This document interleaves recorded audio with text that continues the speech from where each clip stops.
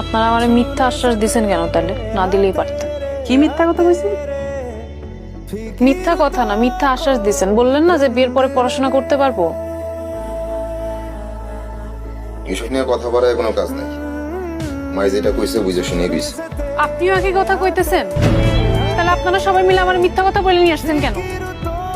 মিথ্যে করে বিয়ে করছি, সবাই রাজি হলো, তারপরেই তো বিয়ে করলাম। আপনার মা তখন এক কথা কইছে, এখন শুন পাল্টা ফলাইছে।